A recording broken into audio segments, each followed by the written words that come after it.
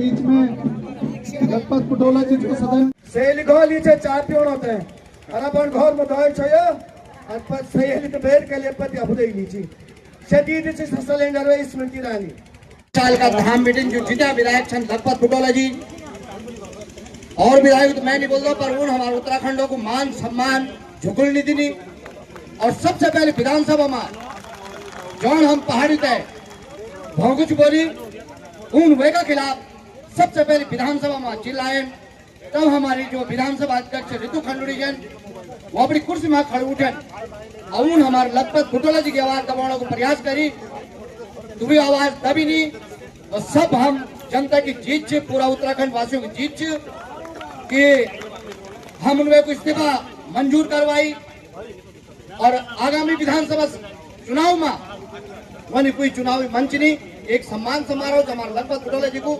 ज्यादा नहीं बोली था ये पर एक ही चीज बोल दो मैं बोला भगवान बद्री विशाल की बोला भगवान बद्री विशाल लाल की आवाज जोर से नहीं होनी जग बिटिन विधायक आना यहाँ चुनी थे भगवान बद्री विशाल का द्वार बिटिन और बहुत से लोगों ने बोली कि कुछ नहीं वैसा को लालों को कुछ नहीं वैसा हमने बोले भगवान बद्री विशाल में बहुत बड़ी ताकत है आज हमों का दुश्मन बनया और हम पर भौकुस मुकदमा लिखवाया वे के खिलाफ भी हम आवाज उठोला सारी जनता देखने लगी और कह को आता हुए मुकदमा लिखोड़ पर भी हमारा भी हम लोगों पर है कि सब आप लोग जानते भली भांति हमने हमेशा गलत नीति को अगर राजा नीति विरुद्ध है जो लोग राजा धर्म विरुद्ध चल लू फिर चाहे स्वयं हम भी करें जो उत्तराखंड विरोधी बात कर लू हम उनके को बहिष्कार कर और हम लखपत पटोला भाई को तहे दिल से धन्यवाद कर दो कि वो पुनः धन्यवाद जोरदार तालियों से लखपत पटोला भाई को धन्यवाद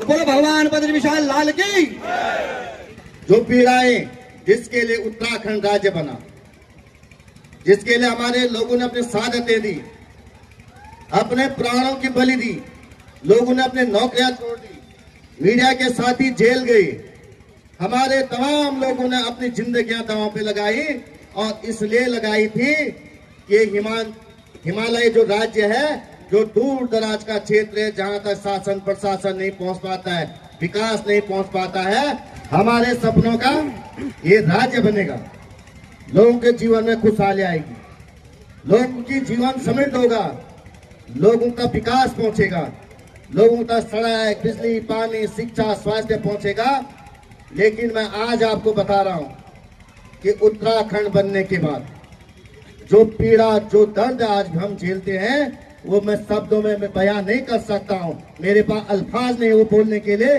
जो पीड़ा उत्तराखंड का जनमानस झेल रहा है आज भी मेरी विधानसभा के अंदर 18 किलोमीटर पैदल जाना पड़ता है ऐसे हिमालय पहाड़ के राज्यों में आज भी परिस्थितियां हैं कि लोगों को हॉस्पिटल नहीं मिल पाता एक विधानसभा 350 किलोमीटर लंबी विधानसभा है और लोग बीमार होते मेरी दीदी मेरी बुल्ली मेरी कोई भतीजी भतीजा कोई बीमार होता है और गोपेश्वर मुख्यालय 150 किलोमीटर आकर के कोई आता है लेकिन वहां पे डॉक्टर नहीं मिलता है वहां पे डॉक्टर नहीं मिल पाता और मैंने विधानसभा के अंदर भी ये पीड़ा कहा कि एक मेरी बहन 26 साल की बहन मेरी उसकी प्रसूति के समय ज्यादा ब्लीडिंग होने की वजह से वो मृत्यु को चली गई कितनी पीड़ादायक है एक मेरी बहन का पेट फाड़ा गया और ओटी में उसको छोड़ दिया वहां पे डॉक्टर नहीं है और आप जानते हैं कि पलायन का मुख्य कारण आज जितने भी लोग यहाँ बसे हुए हैं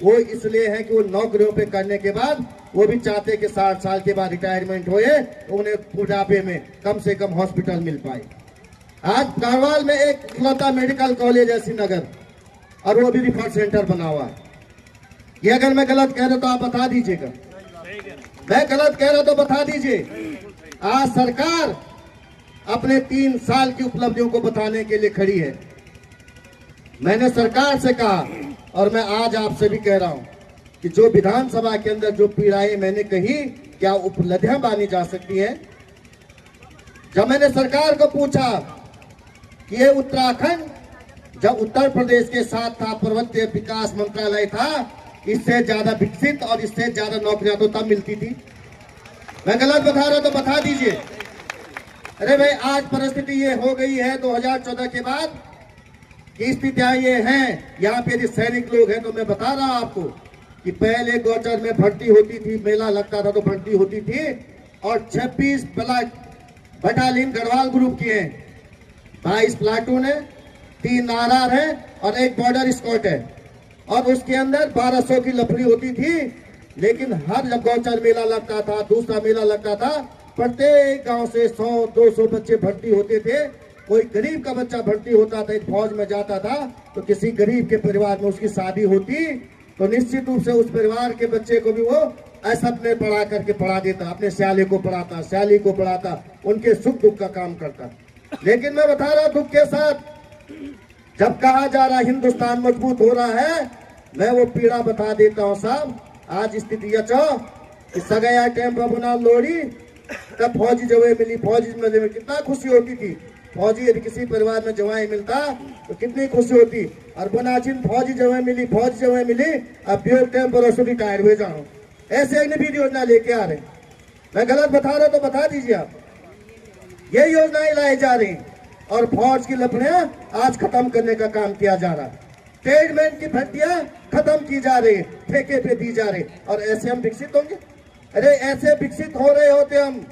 और मैं विधानसभा के अंदर का, हम दुनिया के टॉप 10 देशों, मजबूत देशों से आज बाहर हो गए। क्या ये विकास है हमारा?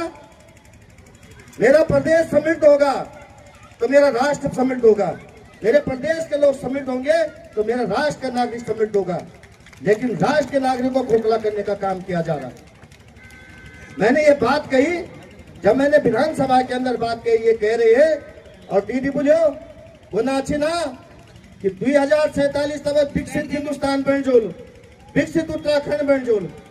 अरे मैंने बोला तुम भी यहाँ छुला रहा हूं कि नाती प्यो की धूम धड़ाके पर तैयारी करना, धूम धड़ाके पे नाती की शादी की तैयारी करी, 15 रुपये ही नहीं हुई है। अरे भाई 2025 में तुम कभी खेलो नीचे, 2025-47 नाम में कितना जिंदा रहेंगे आप बता दो। इस लाइन में 47 के जो सपने दिखाए जा रहे हैं, आप हमें कितने जिंदा रहेंगे? अरे विकसित हिंदुस्तान तब बनेगा जब 2025 विकसित होगा, 2025 नींव रखी जाएगी। हम 25 खोखला करने का काम करेंगे, 47 विकसित नहीं होने वाला है।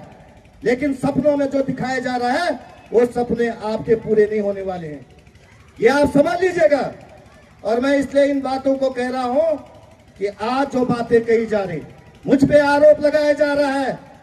अरे हिमालय इस देश की हमारी प्रकृति है, प्राकृतिक संसाधन हमारे हैं। कह रहे कुंभ में 60 करोड़ लोग ने स्नान किया। मैं पूछ रहा हूं सरकार से कि मां गंगा अगर यहां से नहीं जाती तो तप्पड़ में स्नान करते हो, तप्पड़ में स्नान करने का काम करते।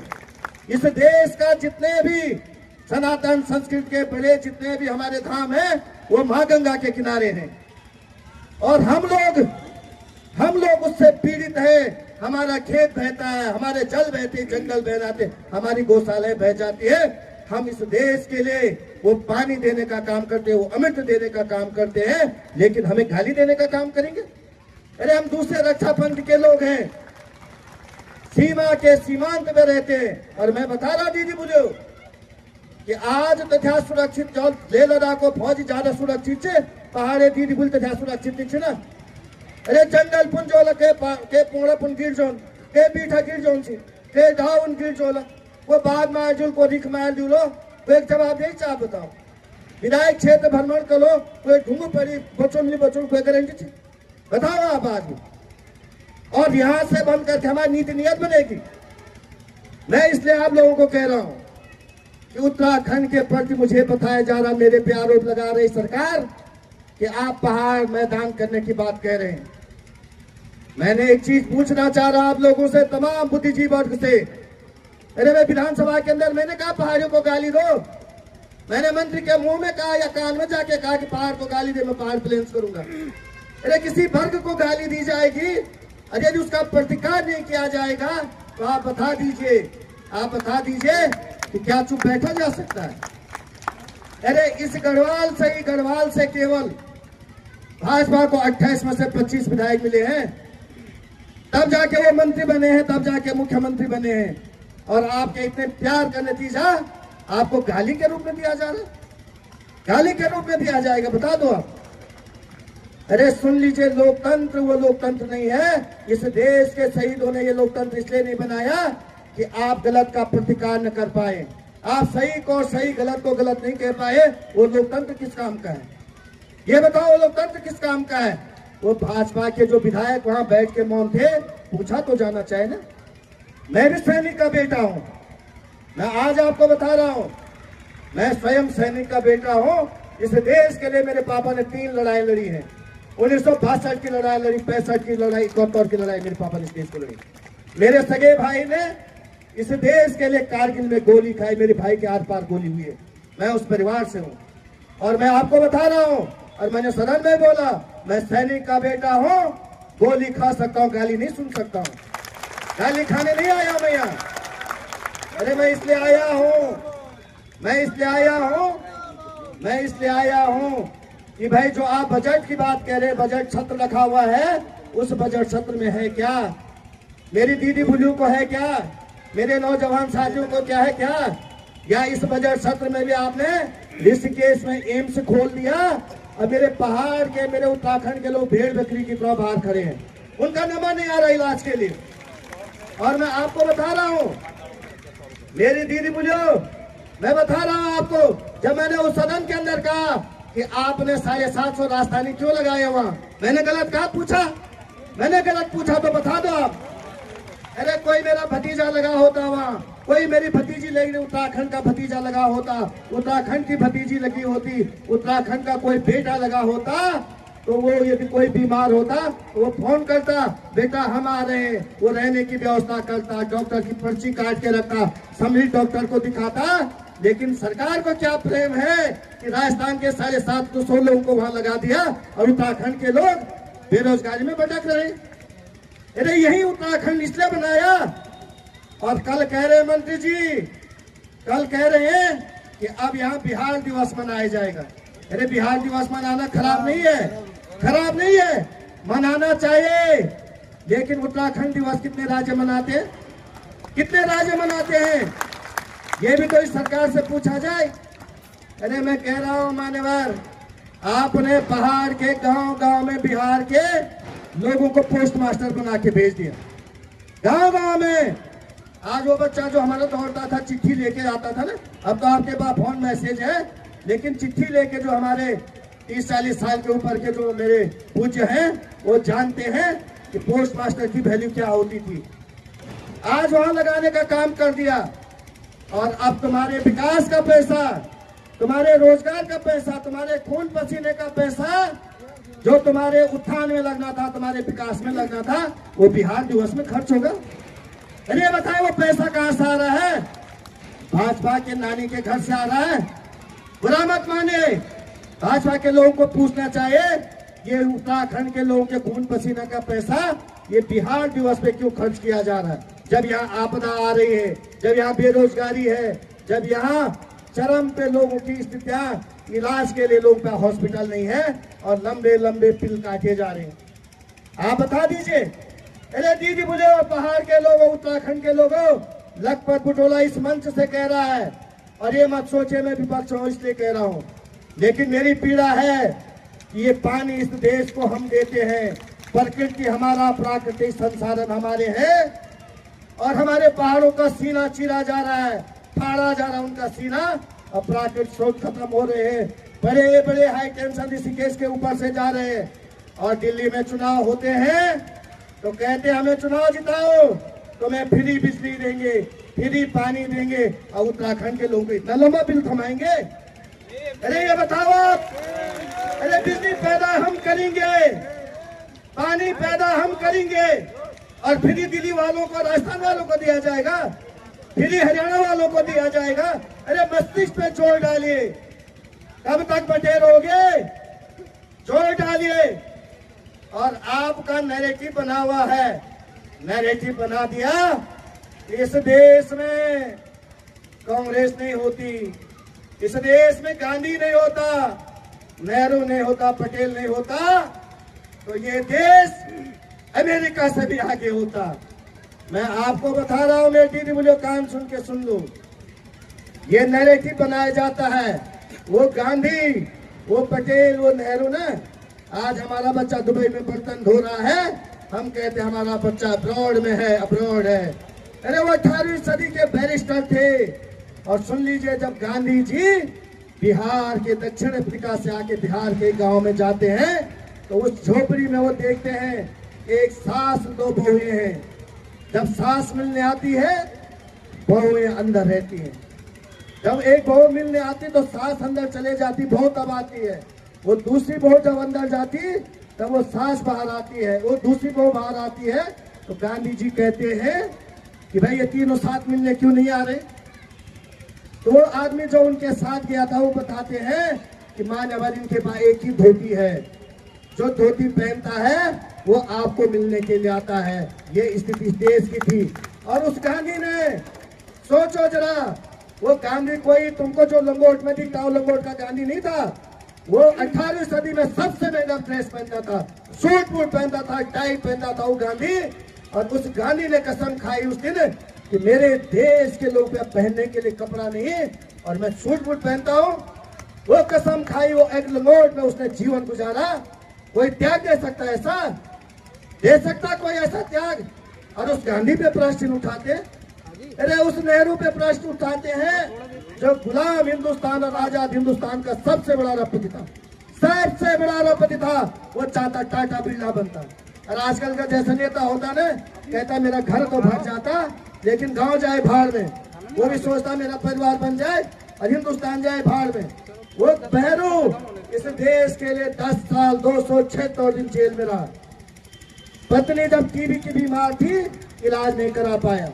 इंदिरा गांधी के अलावा दूसरा बच्चा पैदा नहीं कर पाया क्योंकि वो जेल के अंदर बंद था। ऐसी सादत इस देश को दी। और उन लोगों पे सवाल उठा रहे, इन लोगों पे प्रश्न उठाते। ये यहाँ बुजुर्ग बैठे हैं और मैं तो यहाँ जवान हूँ, जवान तो नहीं कहूँगा, 48 साल मेरी उम्र हो गई, लेकिन मैं अपनी बात भी बता रहा हूँ। अरे मैंने गाँव में देखा ना, 7-7 8 में पढ़ते थे, नंगे पैर जाते थे, कक्षा भी नहीं पहनते थे स्कूल के लिए। बता रहा हूँ मैं आपको, ये इस देश की हाल थे। और पहले क्या रहेंगे सोच लीजिए। हमारे यहाँ गेहूं की रोटी नहीं मिलती थी, गेहूं की रोटी खाने के लोगों को। ये स्थिति इस देश की थी।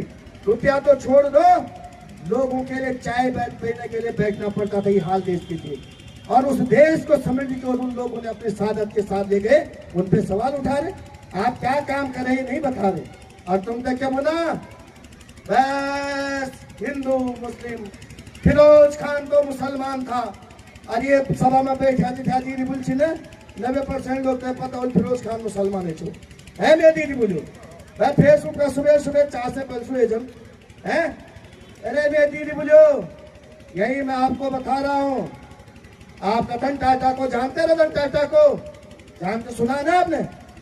और वो दीदी भी सुन तुम जो कुल सिलेंडर लेता लंचोन, सुना वो दीदी का नाम, कुल लंचो सिलेंडर ले से दीदी कन्या दीदी चाह जो तैक पति चिने सुरी सहेली पति चोरी होते तैक अपन पति निसु सहेली घर लीचे चाह पियोन होते हैं। और अपन घर में दौड़ चाहिए और पति सहेली के बैठ के लिए पति अबुदे ही नीचे से दीदी से सिलेंडर है स्मृति ईरानी। अरे मैं बता रहा हूँ आज आपको, वो स्मृति ईरानी पारसी है। वो रतन टाटा पारसी था, फिरोज खान भी पारसी था, लेकिन फिरोज खान उनसे उच्च कुल का पारसी था। और वो फिरोज खान जिसने हिंदू धर्म अपना दिया था। उस पर तुम सवाल उठाते, तुम्हारे दिमाग में वो डाला जा रहा, बांटा जा रहा विकास के बजाय। तुमको लड़ाने की बात की जा रही। और लड़ा कैसे रहे? महाराष्ट्र में वैसा जहाँ इनका ऑफिस है वहां कब्र खोदी जा रही है। सुनीता विलियम अंतरिक्ष से भारत आ रही है और कब्र कैसी खोदी जा रही है? केंद्र में इनकी सरकार, राज्य में इनकी सरकार, मेयर इनका। और जब तुम्हें खोदना है तो हल्ला मचाने की जरूरत क्या है? खोदो, ले जाओ, कौन मना करा तुमको? लेकिन ड्रामा इसलिए करना है कि हिंदुस्तान की जनता को लगे हम कर रहे हैं, कब्रें खोद रहे हैं, हम विकास हो रहा तुम्हारा। ऐसा ही विकास जब हरियाणा में चुनाव था ना 6 महीना पहले, तो आपने सुना होगा कि एक हिमाचल में एक मस्जिद टूटी और झगड़ा हुआ। सुना आपने?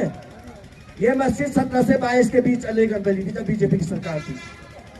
और तोड़ा गया जब हरियाणा का चुनाव था, और चुनाव होने के बाद कहाँ चले गए?